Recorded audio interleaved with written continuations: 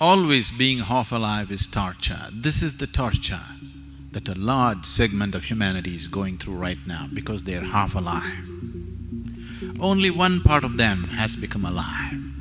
Only their physicality and mentality has become alive. The rest of it is yet to become alive. Half-alive people will suffer everything. Just show me one thing that human beings are not suffering right now. Just show me one aspect of life that human beings are not suffering right now. They're suffering just about anything. Not just life, they're even suffering death before it happens. You are not suffering loneliness, you are not suffering company, you are not suffering money, you are not suffering poverty. What you're suffering is, you're half alive. You're desperately trying to make yourself fully alive through money, through drink, through sex, through going on a trek, coming to the ashram. In so many ways, you're somehow trying to make yourself fully alive, which is yet to happen fully. Here and there you feel a burst of aliveness, but again it ebbs down. So, when people are constantly half alive, pleasure becomes an important part of your life, very important part of your life. Without it, you cannot exist. Pleasure becomes paramount in your life when you're only half alive, when physicality is all that you know. Pleasure becomes of immense importance in your life. If you become fully alive, you will become so blissful, joyful, ecstatic without reason, bursts of ecstasy within you without any reason. It's almost embarrassing. Now, the thought of pleasure just evaporates. Looking for a drink, looking for some kind of pleasurable thing just evaporates out of your mind because you're fully alive. When you're fully alive, pleasure disappears. When you're half dead, pleasure is an important thing. All suffering is manufactured there in your logical mind. When you are into your intellect, when you are stuck in your intellect, you are a non-stop suffering human being. Wherever you put, you have a way of creating some kind of suffering. Your fears, your anxieties, your tensions, your stress. Just see, people are capable of suffering just about anything. Yes, isn't it so? People are capable of suffering just about anything in the world, please see. If you're not educated, you will suffer that. If you get educated, you suffer that.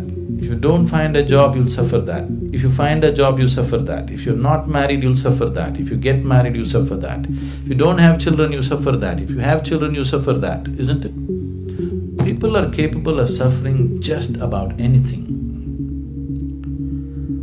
This is the nature of the intellect. Once you're into the intellect, this is how life is.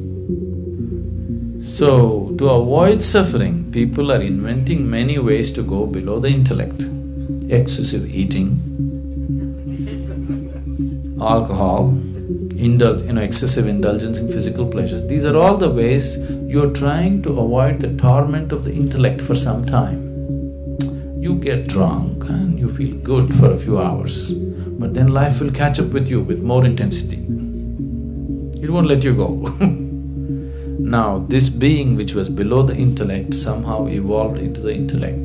The only way out for this is to evolve beyond the intellect. So, the fundamentals of yoga, the technology is how to go beyond this.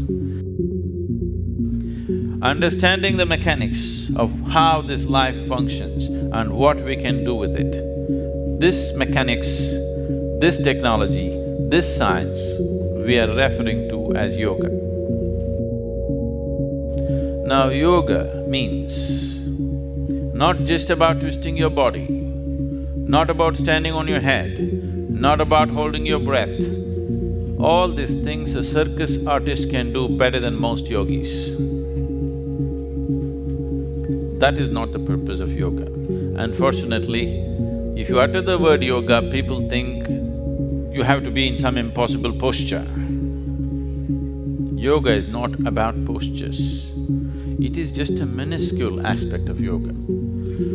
Yoga means, in your experience, everything has become one. The word yog means union. What is the union? What can unite with what? As you sit here,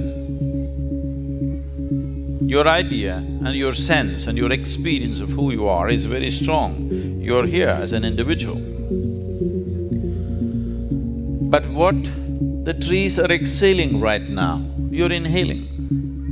What you're exhaling, the trees are inhaling. Or in other words, one half of your lung is hanging up there. This is not just in terms of breath.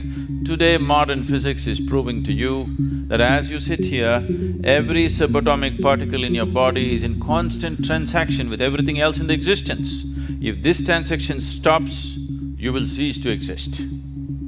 So yoga means to know it by experience. If you have been joyful for one moment, that means you're capable of joy, isn't it? It is just that you're unable to stay there. That's the whole thing.